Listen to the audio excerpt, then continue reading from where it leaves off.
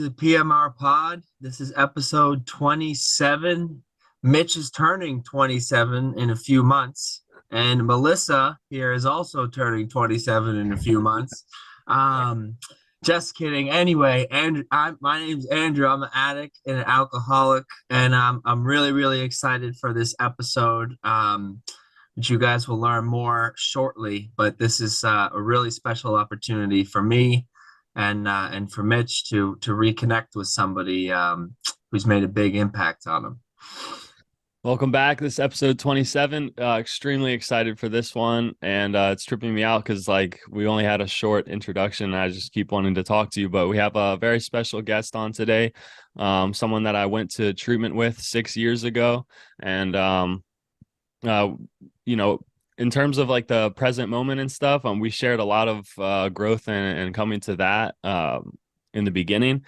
And I ended up, getting the present moment tattooed on me. I still have a little surprise. I still have the hat that you gave You me have my fish hippie hat. What did I all write the on way the back. inside? I was trying to remember. What did I write You on the inside of the hat? wrote present moment right there on the inside. It's a little faded now because I did wear it a Oh my ton. God, I'm gonna cry. I cannot believe But I still have that, and I'm super happy that we got reconnected, and we've touched base a couple times here and there, but we wanted to welcome Melissa to the podcast today. Welcome. Thank you guys. Hey, my name is Melissa.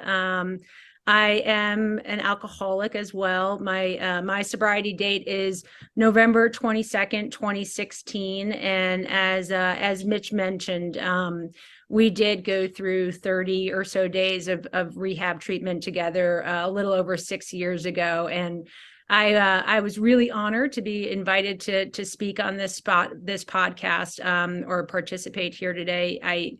I was thinking about our time together in rehab and the fact that we're sitting here today with 6 years of continuous sobriety and the fact that the odds were really stacked against us, right? I think statistics will tell you that close to 80% of people relapse in their first year of sobriety. And I consider myself to be really lucky and blessed to be sitting here 6 years later after I left that rehab, and Mitch as well, without having had to pick up a drink. So really excited to be on this podcast and share my story and catch up. It is a little bit trippy. I cannot believe you still have the hat. I'm so excited. I'm going to get that back from you one day. It's my favorite hat. But yeah, just excited to be here today. Melissa, he's been talking about that hat and what was written on the inside since the first time I spoke to him, almost on the phone, and the first time he ever shared his story to me, talked about treatment. He talked about the hat and the gift and the message. And I know that even without even having met Mitch in person, I know how special that hat is to him. So I was thinking about it today. I'm like, I wonder if he still has the hat. And Yeah.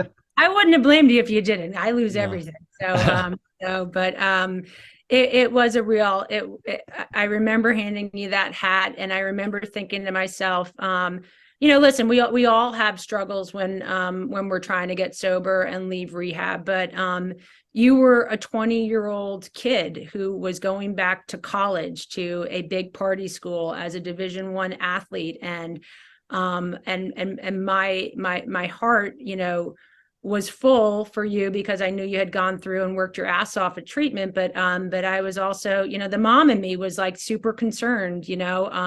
I know what I was like in college. I knew what it was like to be a Division I athlete at a big school, and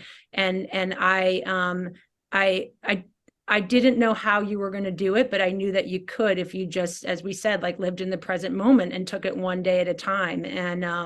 And I used to follow your updates, and I knew you went into I think you moved into a sober dorm when you were there, maybe, or you had done something. And I just, I thought to myself, wow, he's really beating and defeating the odds here, because what you had to go back to in going back to college as a 20-year-old trying to stay sober was not an easy task. So super happy you stayed sober. I would have kicked your ass if you didn't.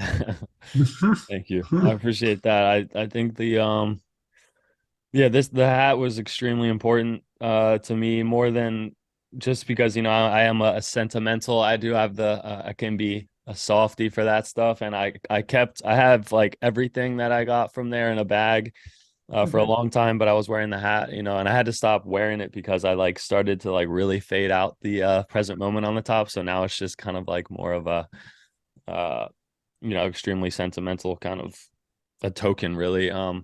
But I appreciate you saying that. I think that I probably leaned on the present moment stuff too hard there for a little bit, like wasn't working a program, and kind of the only thing that I would like tell myself is that like you're okay right now, you're okay right now, you know what I mean?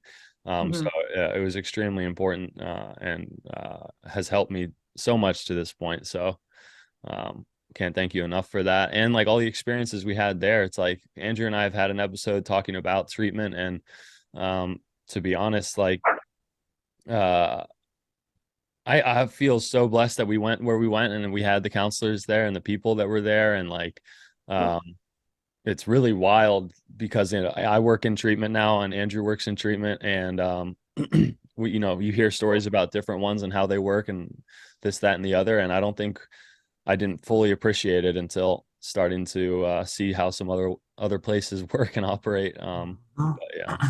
Yeah. Would it help a little bit to maybe share with your community like how I ended up there, so to Yeah. speak, and then maybe my take on it? Because having been in recovery, I've now seen a lot of women that I work with go in and out of a number of different rehabs, right? And the one thing that I've learned in watching people do that, it's like sometimes there's no rhyme or reason for why a treatment center works, right? I think you just have to be ready. I think you got to be done. And I was done, right?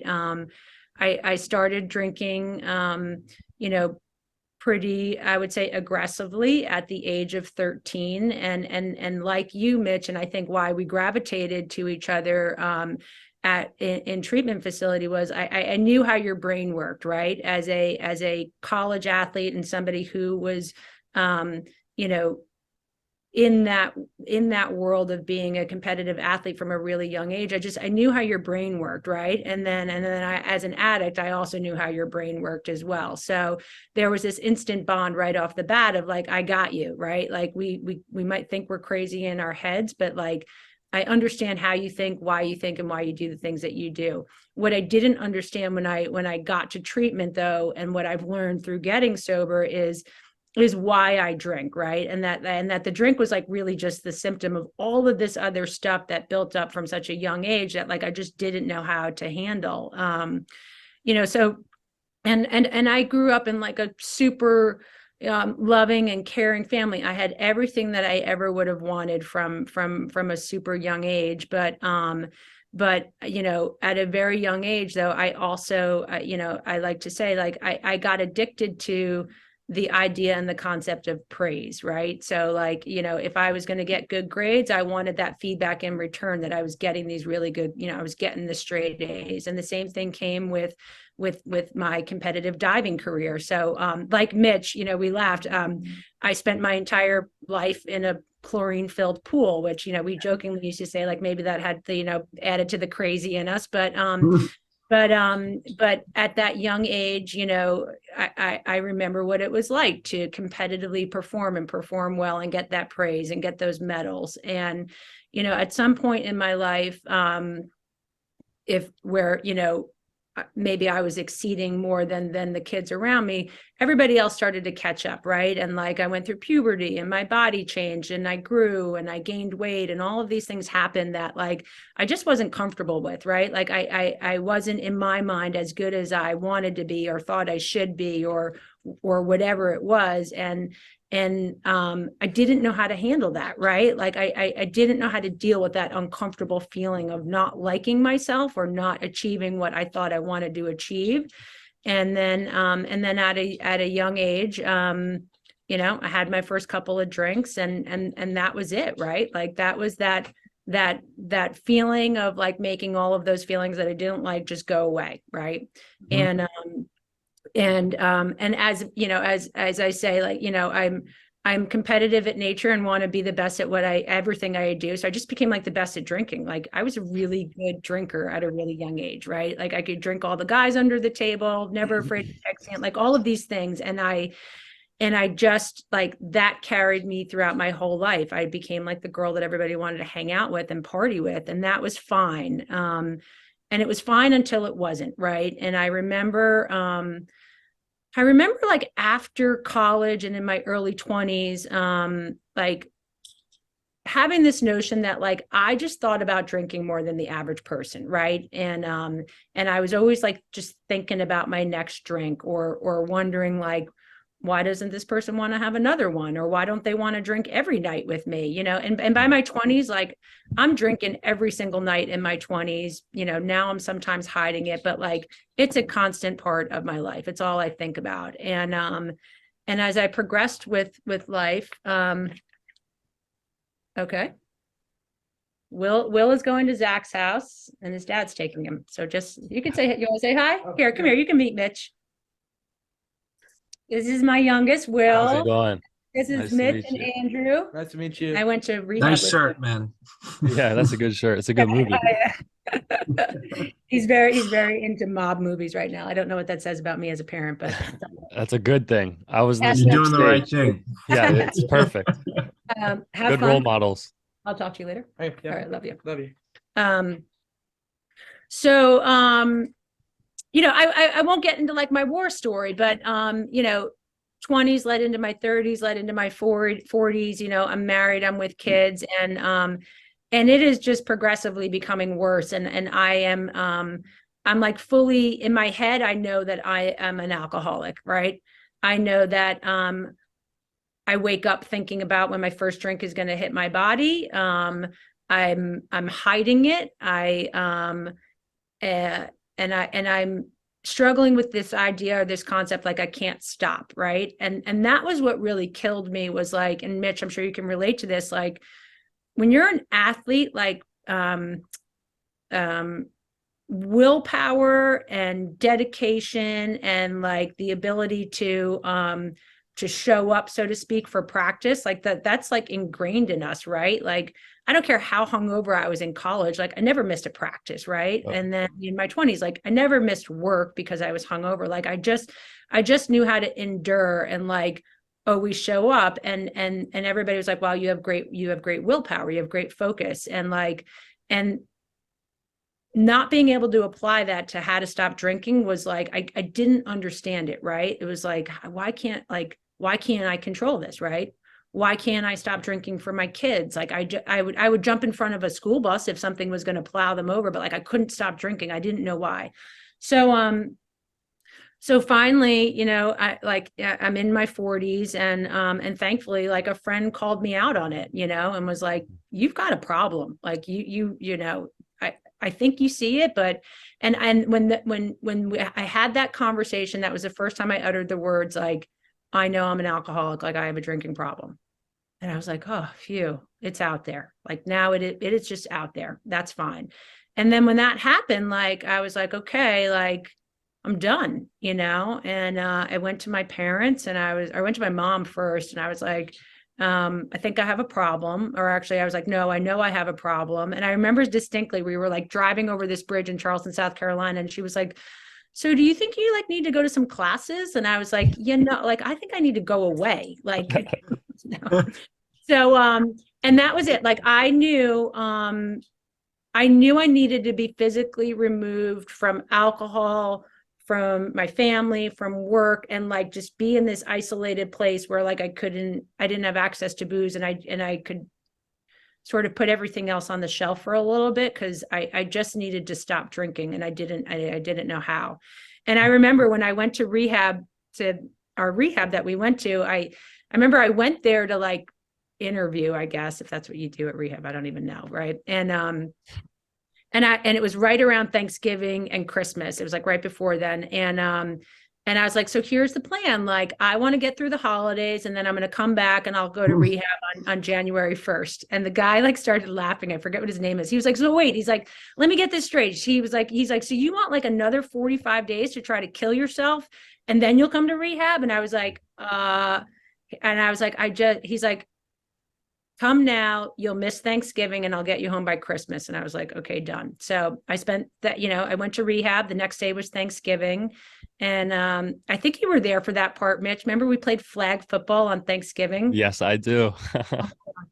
I was like, I remember like being QB, and I'm laughing to myself. I'm like, it's Thanksgiving. I'm out here with like a bunch of alcoholics, like meth addicts, and Yep. and we're playing flag football. I was like, this is not really how I expected to spend Thanksgiving this year, but it's gonna work. But rehab taught me the most important thing I learned day one was that I was no different and no better than anybody else. Because I showed up at rehab that first day, like, you know, showered, looking like $1,000,000, thinking I was better than, different, whatever. And I remember it was Boston Jen sat me down, and she was like, "You're no better and no different than anybody else here, right? Like, we all suffer from the same disease." And then that was it. So I had like 30 days to be away from booze and connect with people and understand that like I wasn't as crazy as I thought I was in my head. I was just really sick. And am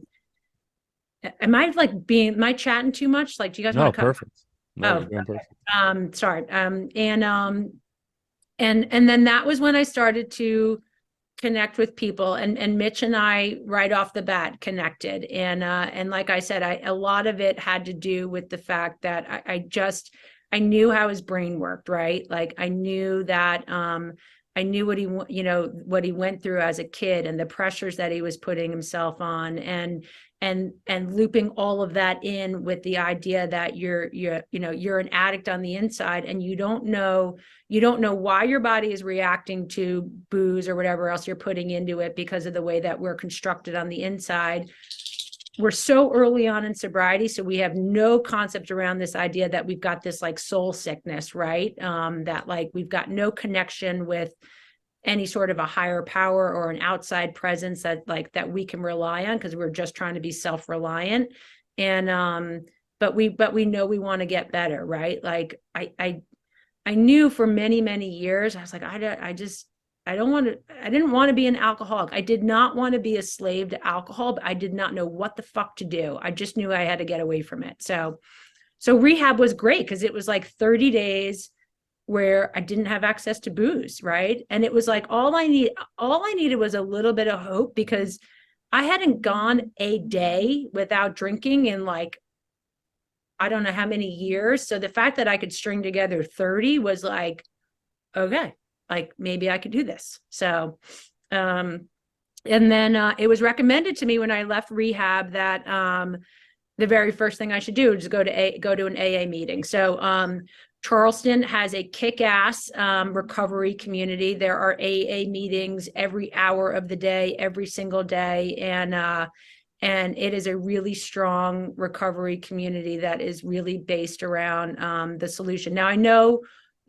not everybody has to do AA. Like Mark, our friend from rehab, like he's 6 years sober, and he got really kind of back into church and a higher power, but he doesn't do AA, and he's living like a beautiful, amazing life. So AA is what works for me, right?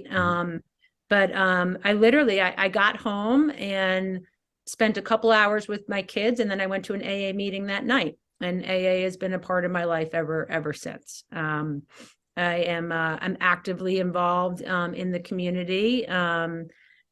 Right now, if I'm calling myself out, like I'm not getting to as many meetings as I would normally like to on a weekly basis. But I have 3 sponsees that I work with. I step up to the plate when I can, and try not to be too hard on myself with life as it comes at us. But I worked the 12 steps of the program. I got a real understanding of like why I drink, right? And what was missing in my life. And I will say today, I'm a very God-centered person today, right?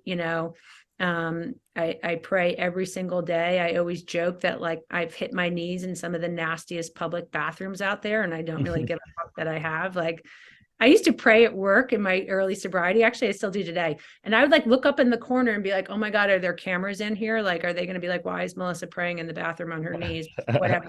It worked. I'm a firm believer in like, I really feel like I'm a completely different person than I was 6 years ago. Like, and what a gift. And, you know, to have that obsession for alcohol removed from me. And that's not to say for anybody who's watching this podcast, if you're like new in sobriety or not, like, do I still have the dumb thought that like a glass of Chardonnay looks really nice? Like, of course I do. Mm-hmm. I'm an alcoholic. I will have that thought until the day that I die.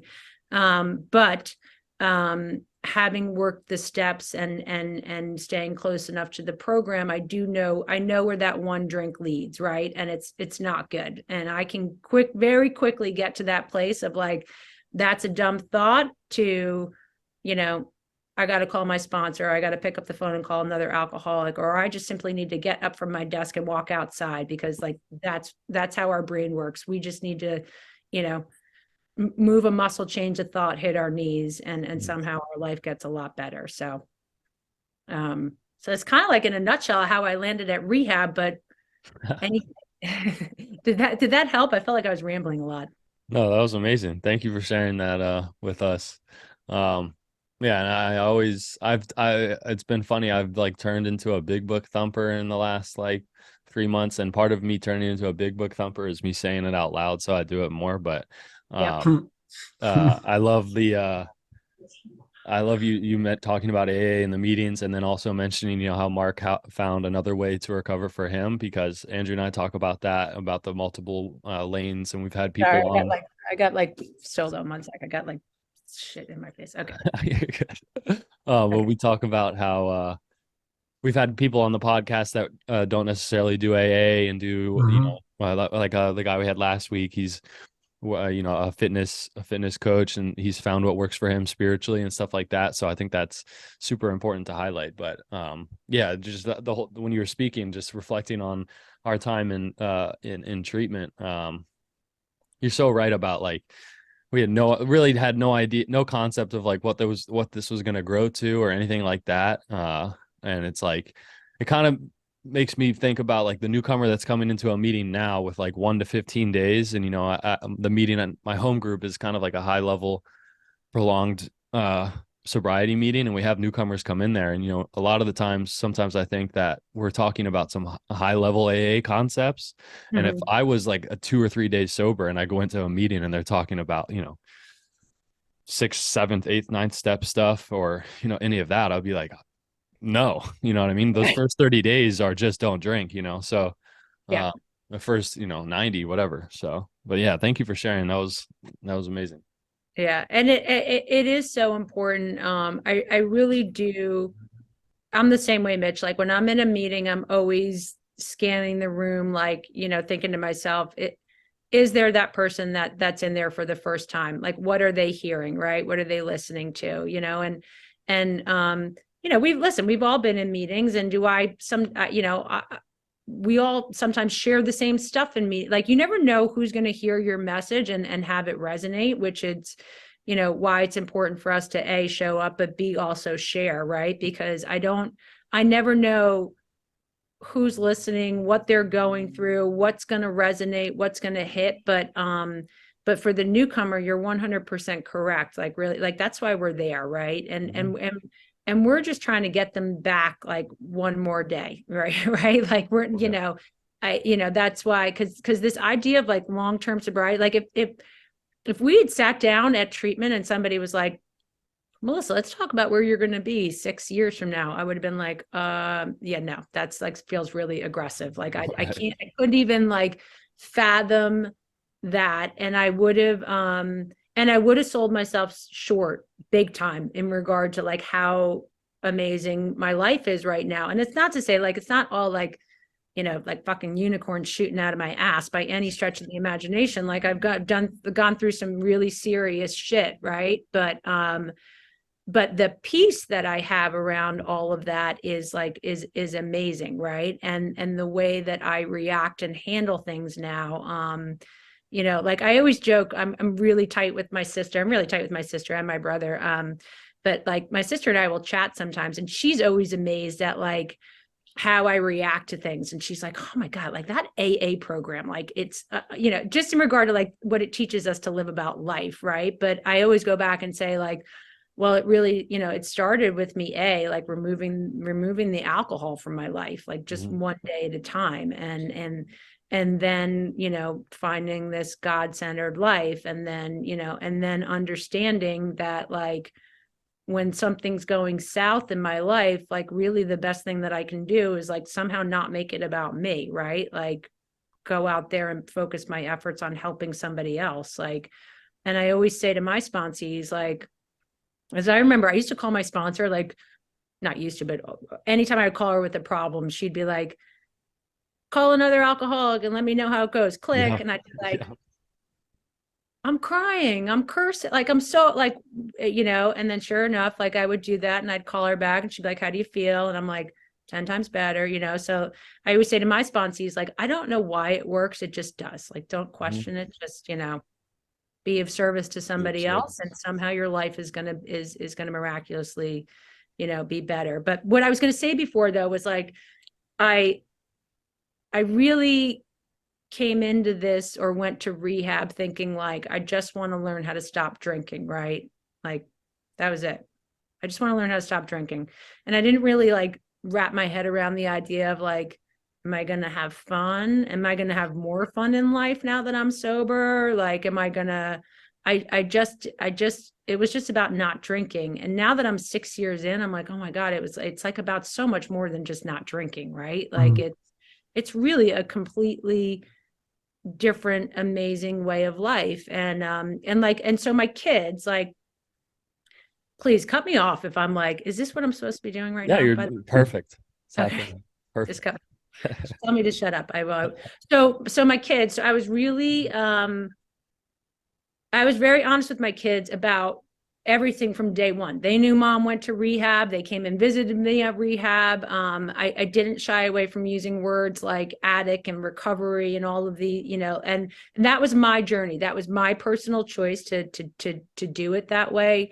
I know a lot of people who keep it a little bit more private from their kids, and that's fine. But like, I chose to talk about it. And what's been a great byproduct of that is that my kids have been exposed to this like crazy, amazing world of recovery that like they never would have before, right? So, they've been to meetings. My now almost 18-year-old, like, she gives me my medallion every year at my home group meeting. And like, they know all of my sober friends. Like, they know we don't have booze in my house. Like, they're very aware of, and it's not to say like I have no intentions or desires for them to never not drink. Like, if anything, I'm saying to my 18-year-old, like, or almost like, you're going to be okay going to college next year? Like, do you know how to drink? Like, and she laughs. She's like, Mom, like, are you pushing it on me? I'm like, no, I'm not pushing. But like, it's these things that like, because they've been exposed to such an amazing world of recovery, that like they are like, to them, like, people not drinking is like a cool thing, or like they see people have fun not drinking. Now, I never grew up like that, and it's not like a knock to where I grew up or anything against my parents, but like everyone around me drank. Like, it was just the town I grew up in, the environment, the country clubs, like where the environment my dad worked at, like everybody drank, right? And like, so I never, from a young age, like if you had asked me, like, Melissa, do you envision a life where you don't drink? I would have been like, fuck no. Like, who doesn't drink, right? Like, I didn't know. So, and that's not to say it's not a bad thing. I just didn't know, right? But we're like, so my kids are like, oh my God, like recovery, AA, they know about the steps. They know when I'm making an amends to them, and they roll their eyes and they're like, oh my God, here we go again. Mom's making an amends. Like, great. But so anyway, it's just, it's been such a gift and a blessing to expose them to that world. And like, and I will say, and it's always of the nature of like, if down the road something comes up in their life and they are struggling, like they're going to know where to go, and they know that it works because they've got a mom who's been sober for 6 years. And the same thing goes for anybody in their world, whether it's peers or parents of their friends that are struggling. Like, I'm the person that they come to where they're like, hey, mom, so-and-so's mom or dad, like, I don't know, they think they might have a problem. Like, can you help? And I'm like, yeah, like, I got you. So that alone has been like such an amazing gift. So, All right. I'm kind of curious,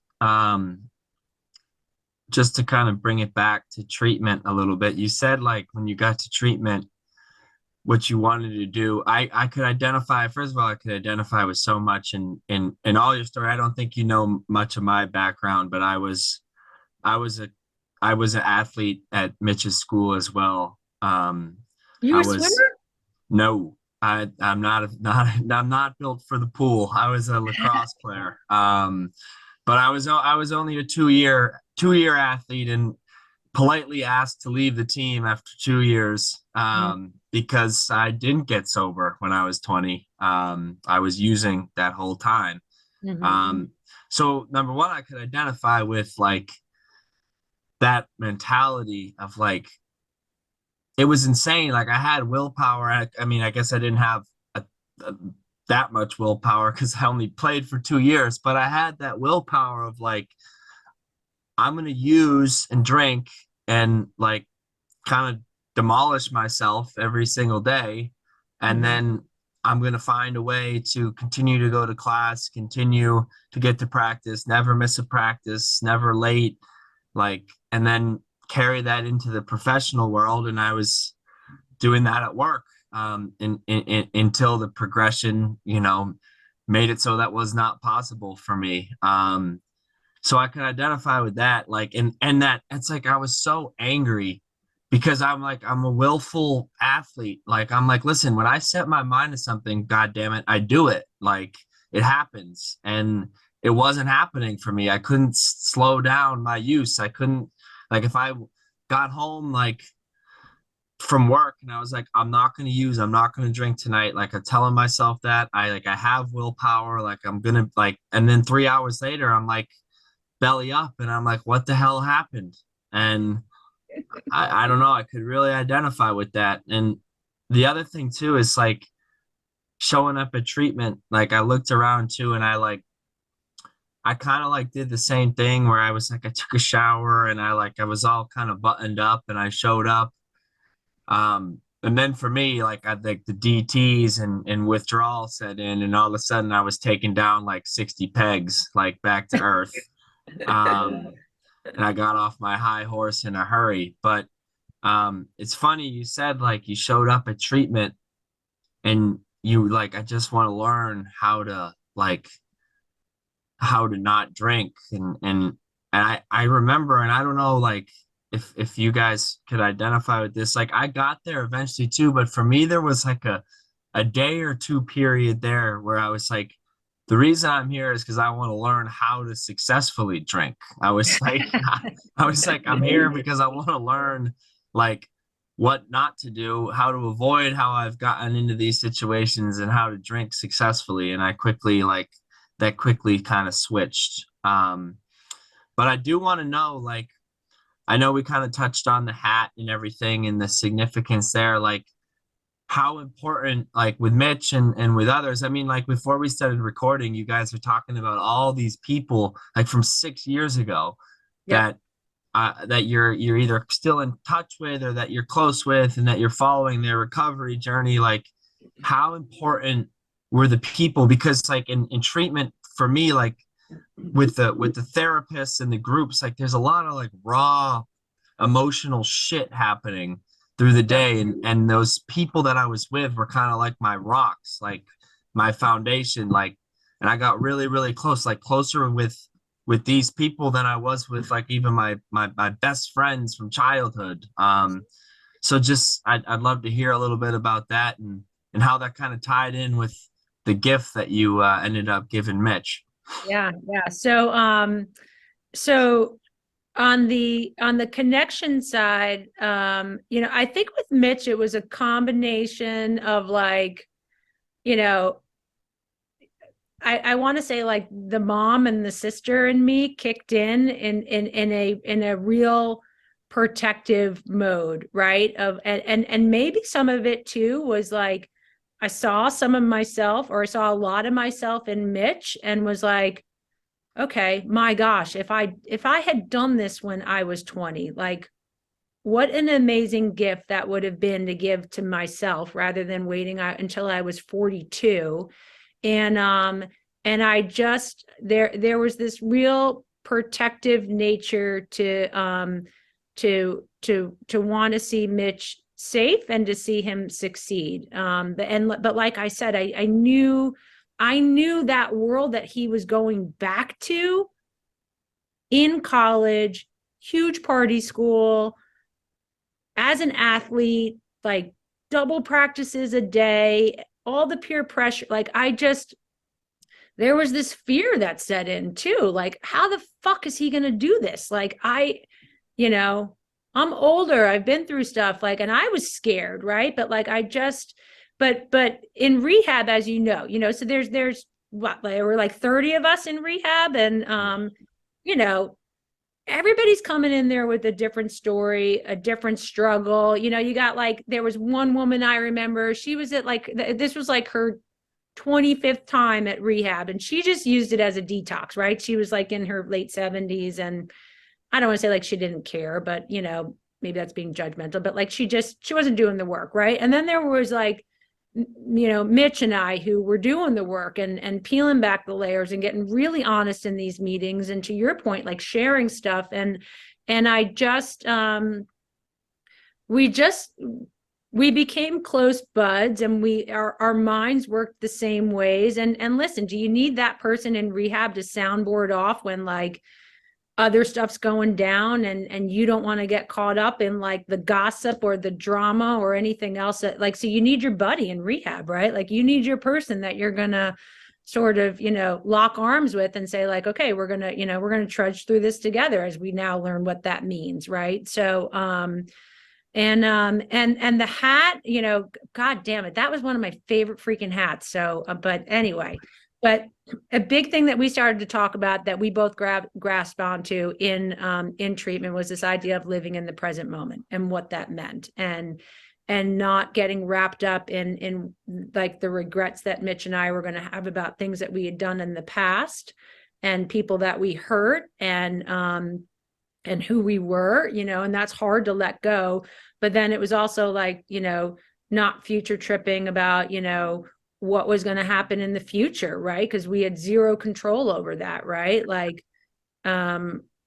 we couldn't, you know, Mitch couldn't predict what it was going to be like to go back to school and jump back into the pool and try to compete at the level that he used to. And like, and as an athlete, like, I got that, right? Like, and you get that too, Andrew. Like, as athletes, like, athletes don't operate at a 5, right? We operate at a 10 plus, which is winning, or we operate at a 0, or at least that's how I was, right? Like, there was no middle ground, right? Like, so, like when Mitch and I would have these conversations, like we got each other, right? Like we just got each other. And that hat, I knew he loved that damn hat. He left rehab before I did. And, only a couple of days, I think, right, Mitch? Yeah.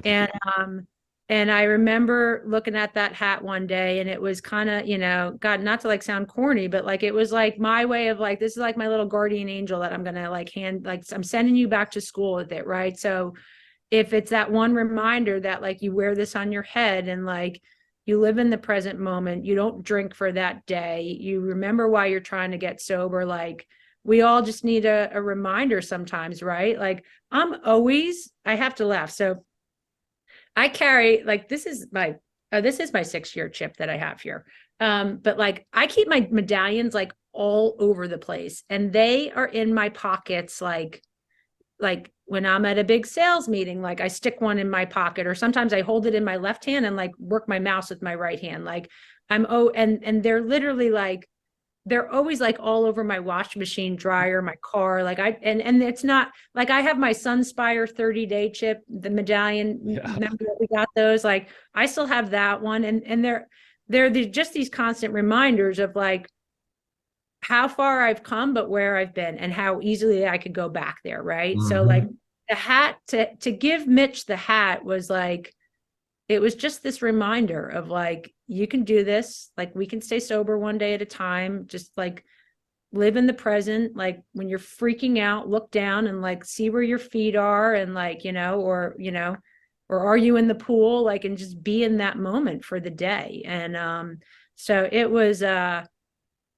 I loved giving him that hat. I was really excited to kind of send him back to school with that. And like I said, just like watching you recover, Mitch, and granted, sometimes it's on social media, but still, like, it just made me so happy because, they tell you that day one in rehab, like, look around the room.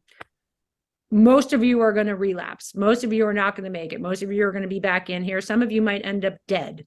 Right. And you're like, okay, like, so I looked at Mitch and I was like, well, that doesn't have to be us. Right. Like, you do this. So, but he supported me. Like, listen, I was batshit crazy my 30 days of like rehab. My first year of sobriety, 2 years. Heck, I'm still fucking crazy. Yeah. But like,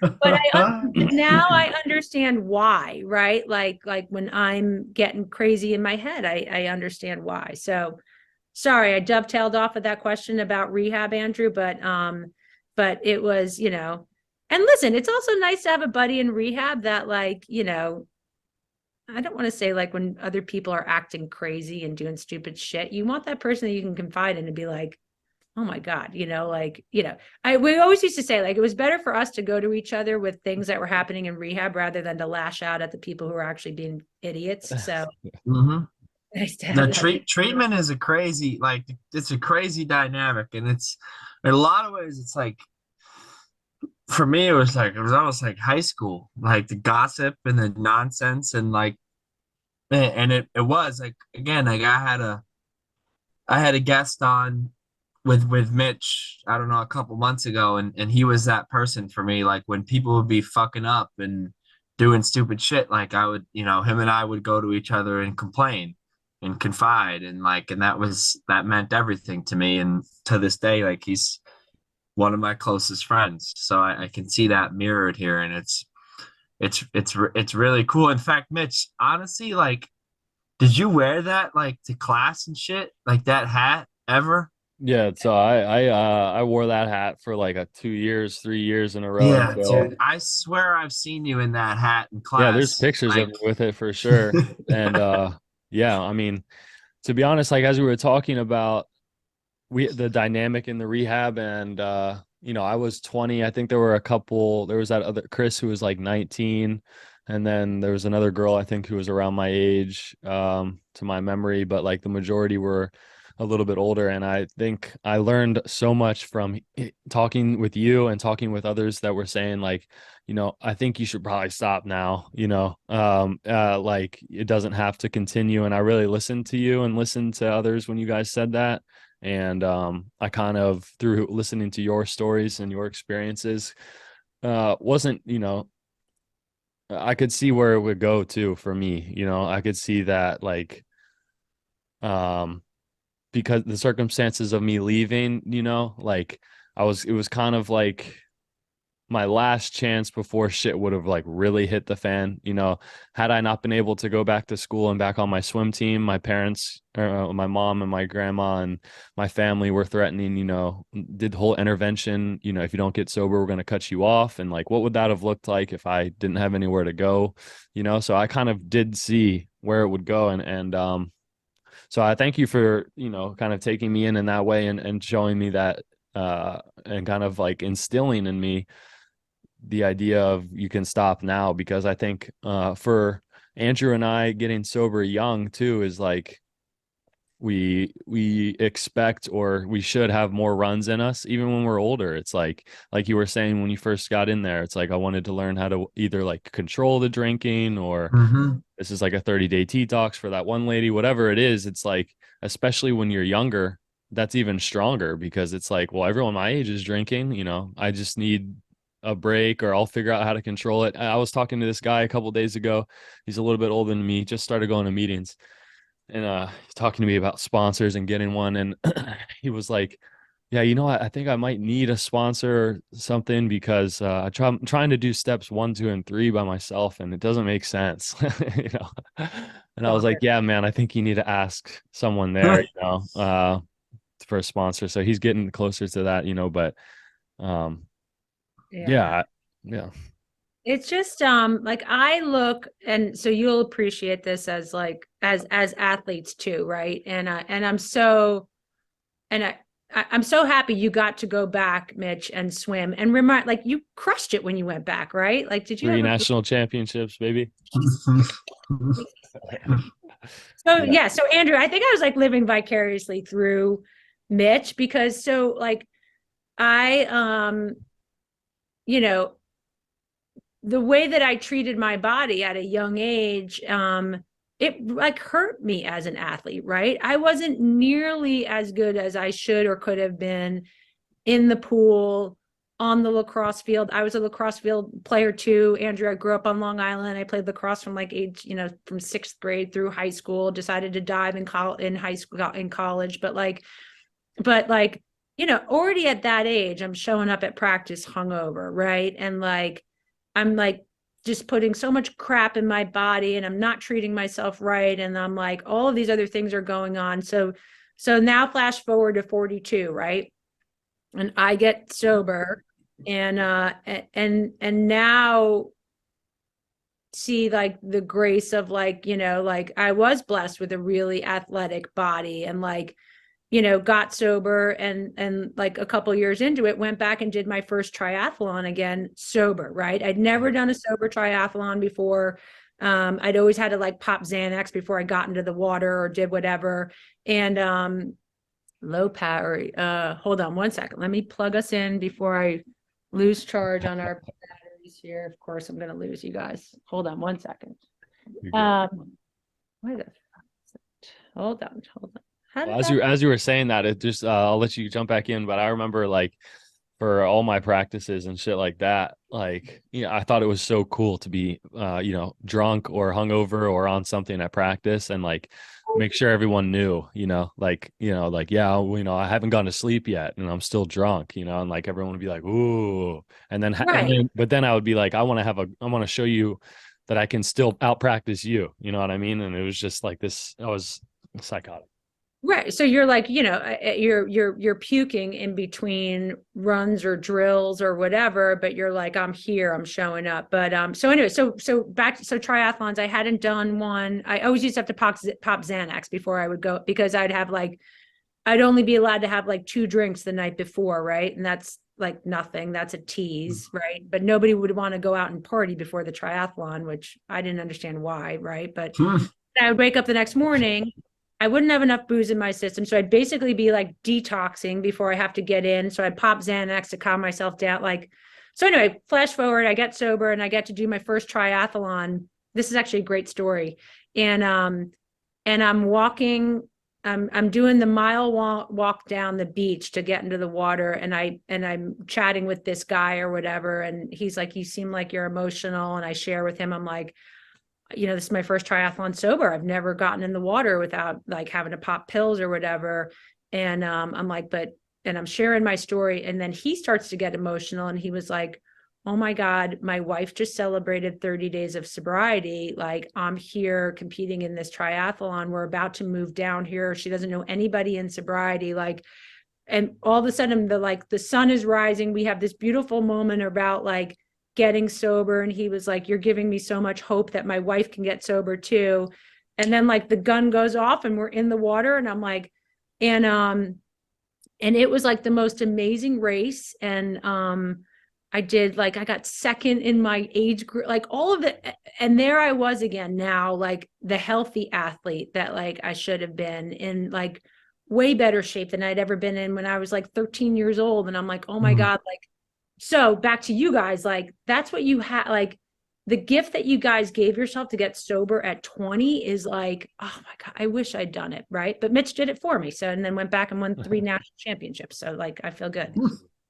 Yeah, I remember like my first year back at school, and yeah, my performance and my ability to perform skyrocketed, even though I was one of those people that was like, I swim better high. I don't know what to tell you. But when I came back and got sober and everything, that first year was insane. I lived in a sober dorm. But but I remember our mid-season meet, I broke the varsity record in my event in the 2 fly, like my first big race back, and just like broke down in the warm down pool. Just like so I relate to you on like having that first big like athletic achievement coming back, because like I celebrated and then I went and swam down by myself, and I remember I just went underwater and started crying because I was like, Make me cry. yeah, I was just like, this is fucking insane, like the opportunity that we provide ourselves through sobriety is limitless, like, and I've really started to see that in the last 2 years, and I got a glimpse of it in the beginning, but like I think I didn't really work.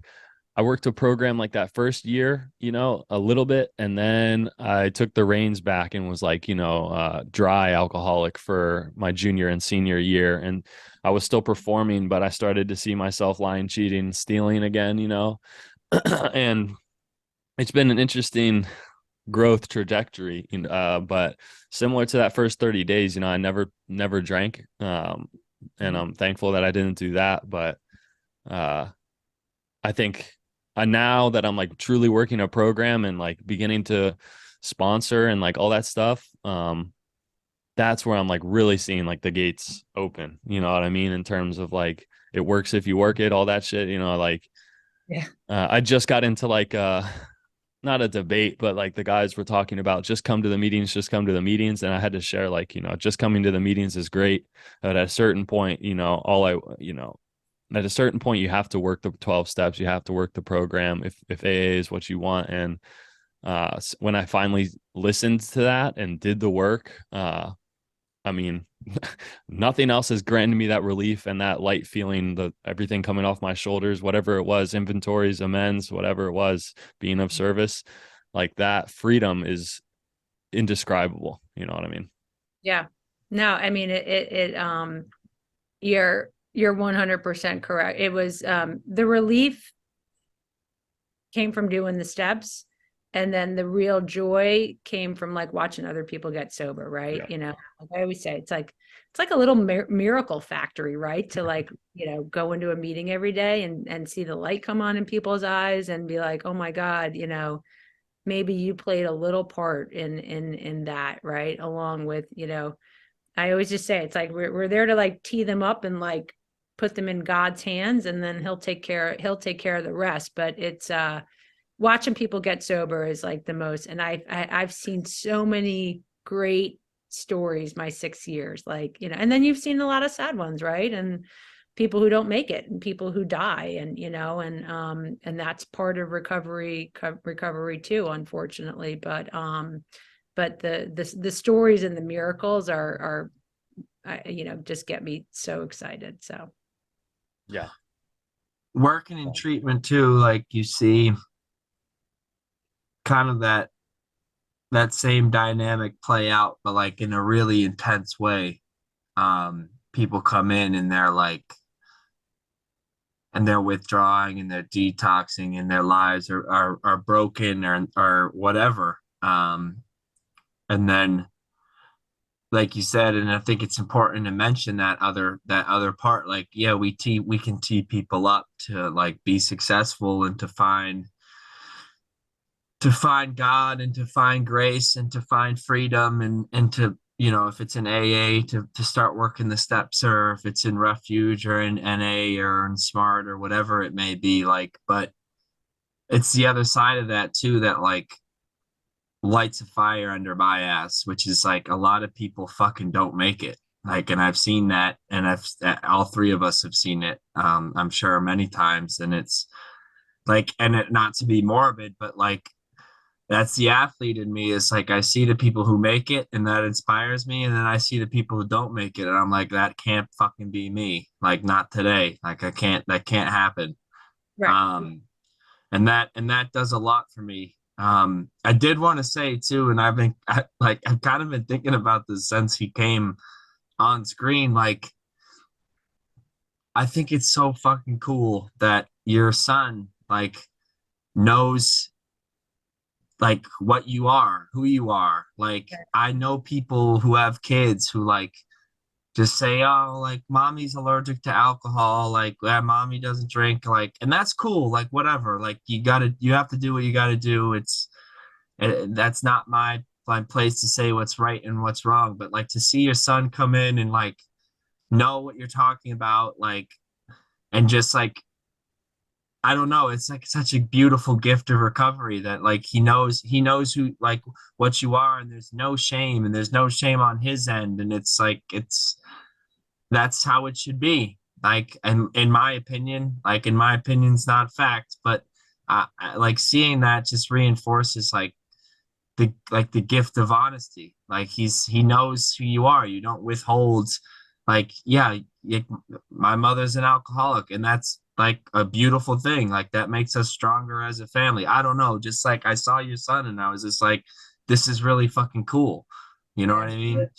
He's a good, so I'll share one quick story. I don't know if we have to go or whatever, but so Will is in 8th grade and he came home from school a couple of days ago, and he's 14. He gives me very little sometimes when he comes home from school, but he got in the car the other day and he was like, I'm like, how was school? He's like, it was really awesome. He's like, we had these guys come and speak to us today about recovery. And he starts like telling me the story. He's like, yeah, there was this one guy, he had 3 years of sobriety. And he's like, mom, and he was like really young. He was like 19, he's like, and then there was this old guy with a beard. So he starts talking about these guys. I know exactly who they are, right? And was the young guy, like, was his name Ben? And he was like, oh my God, how'd you know? And I was like, and then I was like, and the older guy, I'm like, was his name? I'm like, was that Wood? And he's like, yeah. He's like, they told the most amazing stories, like he verbatim, whatever. And he's like, and I said to him, I go, yeah. And then he knows a really close friend of mine in the program who's like part of our family. And I was like, well, I said, the cool thing about that story, I said, Ben's sponsor is Nate, mommy's best friend. I said, and Nate's sponsor is Wood, the old guy with the beard that was there. And he was like, oh my God. He's like, I should have told him that, like, that I knew them. And he's like, would that have been okay? And I'm like, yeah, I don't care, but he just thought it was so cool and it resonated with him. And he's like, mom, he's like, did you know, like, Ben worked at a restaurant when he was 14 and people were offering him cocaine. And I'm like, yeah, like, and as scary as that is, I'm like, like kids are exposed to a lot these days. And like, so I always say to him, I'm like, Will, I said, the great thing is that like, where to go to recover if there's a problem, or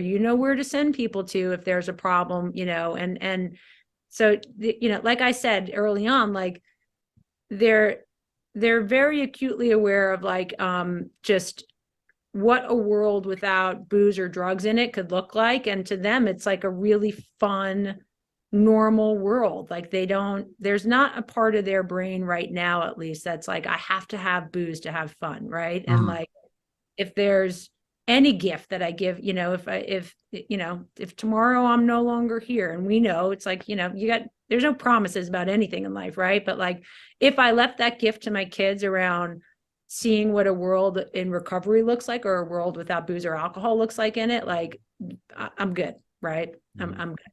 So. Yeah, being that loving, safe place too. It's like the guys in my meeting, always, most of them have kids or have